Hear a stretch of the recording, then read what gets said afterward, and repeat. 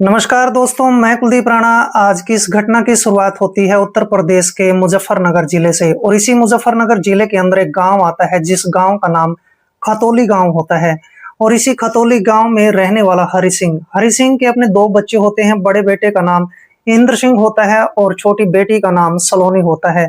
सलोनी जो कि देखने में काफी खूबसूरत लड़की होती है, वह हर रोज सुबह के 8 बजे के आसपास अपने कॉलेज में निकल जाया करती थी और शाम के 4 बजे के आसपास कॉलेज से घर पर लौट आया करती थी। दूसरी तरफ सलोनी का पिता हरि सिंह और सलोनी का भाई इंद्र कुमार दोनों खेती किसानी का काम किया करते थे। वक्त बहुत अच्छा गुजर रहा होता है। हरि सिंह की जब से पत्नी गुजरी थी तब से हरि सिंह ने अपनी बेटी सलोनी को पाल पोस कर बड़ा किया था और उसको बड़ा लाड प्यार किया करते थे, क्योंकि घर के अंदर इकलौती ही बेटी होती है। लेकिन सलोनी भी कुछ कम नहीं होती है, बहुत ही संस्कारी और मेहनती लड़की होती है।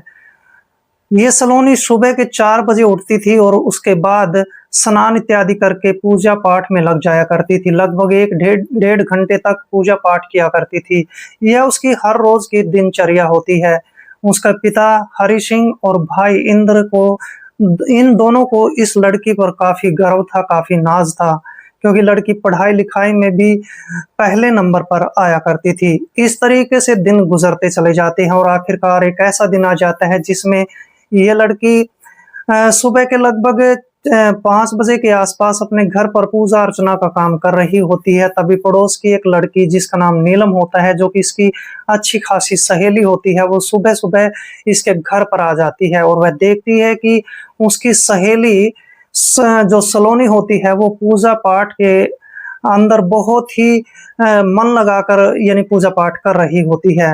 अब नीलम जैसी उसको देखती है तो कहने लगती है कि सलोनी, तुम घर पर पूजा पाठ करती हो, तुम मंदिर में जाकर पूजा क्यों नहीं करती हो? घर में पूजा अर्चना करना तो ठीक है, लेकिन मंदिर में पूजा अर्चना करना और भी बहुत अच्छा होता है। जैसे ही अपनी सहेली की इन बातों को सुनती है तो इस बात पर गौर किया जाता है। अब ये लड़की सलोनी अपनी सहेली नीलम को कहने लगती है कि नीलम, तुम सुबह कितने बजे मंदिर में जाती हो? नीलम कहने लगती है कि मैं तो सुबह हर रोज 5 बजे के आसपास मंदिर में चली जाती हूँ। अब ये लड़की सलोनी भी कहने लगती है कि सलोनी, कल से मैं भी तुम्हारे साथ मंदिर में जाया करूंगी। और इस तरह से नीलम और सलोनी दोनों अच्छा खासा प्लान तैयार कर लेती हैं कि हम दोनों ही मंदिर में जाया करेंगे। जैसे ही अगला दिन होता है तो सुबह के लगभग 5 बजे के आसपास दोनों सहेलियां मंदिर में पूजा अर्चना करने के लिए चली जाती हैं। जैसे ही मंदिर में चली जाती हैं तो वहां पर देखती है कि मंदिर के अंदर ना तो कोई पुजारी होता है, मंदिर के अंदर चारों तरफ ना साफ सफाई होती है।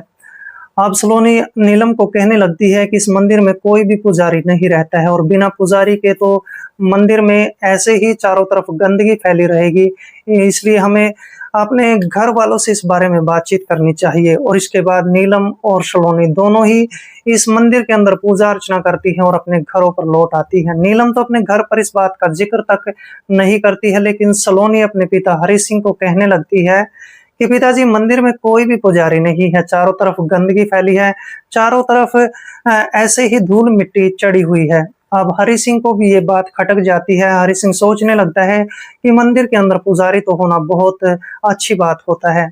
और इस तरह से हरि सिंह अपने गांव के ही एक ब्राह्मण जिसका नाम एकलव्य होता है उसके पास चला जाता है।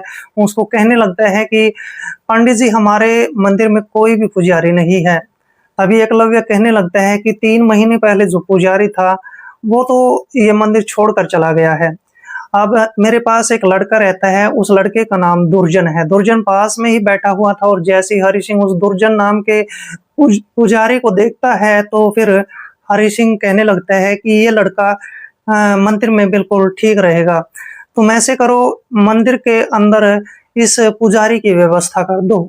और इसके बाद एकलव्य उस लड़के दुर्जन सिंह को लेकर मंदिर में चला जाता है। मंदिर भी दिखाया जाता है और दुर्जन पुजारी को ये मंदिर काफी पसंद आ जाता है और इस तरह से दुर्जन पुजारी इस मंदिर में रहना शुरू कर देता है। लेकिन ना तो एकलव्य जानता था, ना ही हरि सिंह जानता था कि दुर्जन की बैकग्राउंड कैसी रही है। दुर्जन दरअसल एक ऐसा व्यक्ति होता है जो लोगों से छिप छिपा कर नशे किया करता था। लेकिन ना तो एकलव्य इस बारे में जानता था, ना हरि सिंह जानता था। और इस तरह से दुर्जन अब पुजारी बनकर इस मंदिर में रहना शुरू कर देता है। शुरू-शुरू में तो इस मंदिर की वो साफ-सफाई किया करता था, पूजा अर्चना किया करता था और फिर धीरे-धीरे जैसे 15 दिन का वक़्त गुज़र जाता है, तो इस मंदिर में काफ़ी चढ़ावा भी चढ़ने लगता है, काफ़ी पैसे भी आने लगते हैं और जैसे पैसे आने लगते हैं तो दुर्जन पुजारी उन पैसों का गलत इस्तेमाल करना शुरू कर देता है। वह दिन के समय में कहीं से नशा लाया करता था और फिर नशा करके मंदिर में बैठ जाया करता था। लगभग 1 महीने का वक़्त गुज़र जाता है और इस दौरान जो हरि सिंह की बेटी सलोनी होती है और साथ में उसकी सहेली नीलम होती है, ये दोनों ही हर रोज़ सुबह के समय मंदिर में जाया करती थी। आखिरकार एक ऐसा वक़्त आ जाता है जिसमें तारीख आ जाती है 16 अगस्त 2025। 16 अगस्त 2025 के सुबह के लगभग 5 बजे के आसपास बरसात शुरू हो जाती है और ये दिन कृष्ण जन्माष्टमी का होता है। जैसे ही सलोनी देखती है कि बारिश काफ़ी तेज़ हो रही होती है, तो सलोनी अपनी सहेली नीलम के पास फ़ोन कॉल करती है और कहती है कि हमें मंदिर में जाना है। तभी नीलम कहने लगती है कि बारिश रुक जाने दो और फिर उसके बाद दोनों चलेंगे।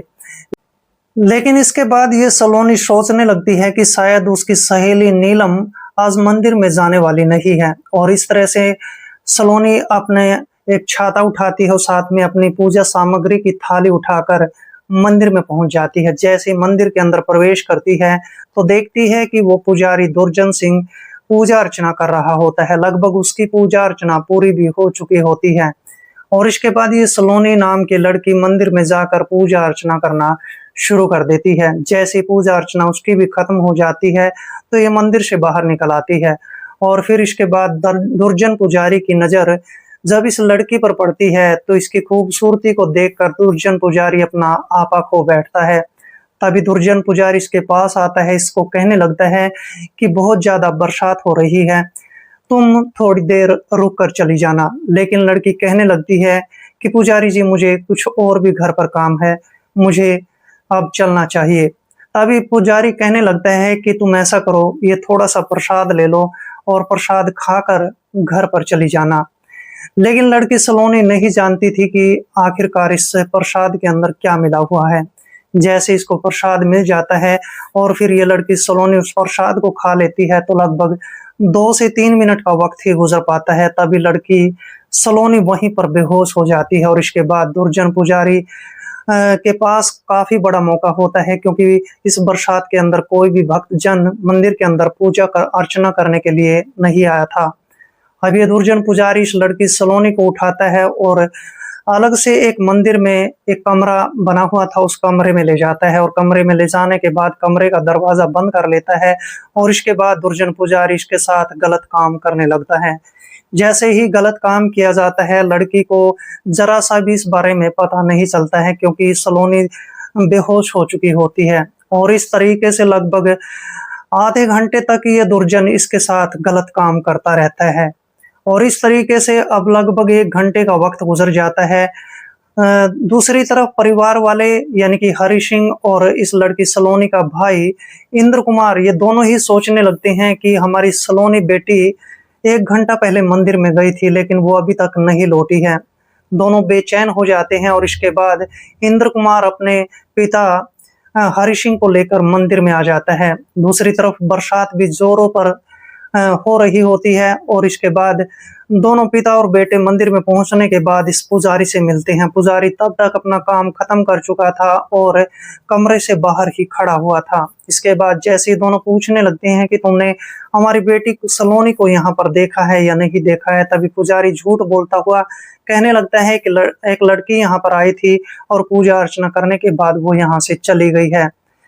यहाँ पर जो हरि सिंह का एक पालतू कुत्ता भी होता है, वो भी इन दोनों के साथ आ गया था, लेकिन पालतू कुत्ता उस कमरे की तरफ चला जाता है और कमरे की तरफ जैसे ही जाता है तो कुत्ता उस कमरे की तरफ देखकर भौंकना शुरू कर देता है और इसके बाद हरि सिंह सोचने पर मजबूर हो जाता है कि हमारा जो पालतू कुत्ता है ये कमरे की तरफ क्यों भौंक रहा है। और इसके बाद इंद्रजीत भी उस कुत्ते को देखकर उस कमरे की तरफ चला जाता है और जैसे ही इंद्र सिंह दरवाजा खोलता है तो देखता है कि उसकी बहन बेहोशी की हालत में कमरे के अंदर पड़ी हुई थी। इंद्र कुमार देखते ही देखते सारी बातें समझ जाता है। वह सोचने लगता है कि जरूर इस पुजारी ने इसके साथ गलत काम किया है। और इसके बाद इंद्र कुमार तुरंत इस कमरे में एक बड़ा चाकू उठाता है। चाकू उठाने के बाद वह इस कमरे से बाहर निकलता है और फिर उस पुजारी का आकर गला पकड़ लेता है। और इसके बाद पुजारी वहां पर कहता रहता है कि मैंने इस लड़की के साथ कुछ भी नहीं किया है, लेकिन भाई इंद्रजीत इसकी बातों पर विश्वास करने वाला नहीं था। देखते ही देखते इंद्र वहां पर इस पुजारी का गला काट देता है, जिससे मौके पर ही पुजारी नीचे गिर जाता है। और इसके बाद इस पूरे गांव के अंदर ये घटना आग की तरह फैल जाती है। लोग भी वहां पर काफी ज्यादा इकट्ठा हो जाते हैं। लोगों की भीड़ जैसे ही पुजारी के कटे हुए गले को देखते हैं तो उनकी भी आंखें वहां पर लाल हो जाती हैं। और फिर लोग इस घटना को देखकर नजदीकी पुलिस स्टेशन में फोन कॉल कर देते हैं और लगभग 1 घंटे का वक्त गुजरने के बाद मौके पर पुलिस पहुंच जाती है। इसके बाद लोगों से पूछताछ की जाती है। वहां पर इंद्र कुमार और हरि सिंह से भी पूछताछ की जाती है। तभी इंद्र कुमार अपनी बहन की पूरी कहानी पुलिस के सामने बयां करने लगता है। इंद्र कुमार कहने लगता है कि मेरी बहन इस मंदिर में पूजा अर्चना करने के लिए आई थी और इस पुजारी ने मेरी बहन के साथ गलत काम किया था, इसलिए मैंने इस पुजारी का ये हाल किया है। और इसके बाद जो पुलिस होती है वहां पर इंद्रजीत को गिरफ्तार कर लेती है। गिरफ्तार करने के बाद इसको पुलिस स्टेशन में ले जाया जाता है और फिर इसके खिलाफ एक चार्जशीट दायर कर दी जाती है। और ये सब करने के बाद पुलिस इस लड़के इंद्रजीत को जेल के अंदर डाल देती है। और इस तरीके से इस इंद्रजीत ने इस पुजारी से अपनी बहन का बदला तो ले लिया था, लेकिन ये बात भविष्य के गर्भ में छिपी है कि जज साहब आखिरकार इस लड़के को क्या सजा सुनाएंगे। इस पूरे घटनाक्रम में इंद्र सिंह ने अपनी बहन के लिए जो किया, क्या वो सही था या गलत था, कमेंट बॉक्स में जरूर लिखें। मिलते हैं दोस्तों किसी ऐसी घटना के साथ, तब तक के लिए दोस्तों जय हिंद, वंदे मातरम।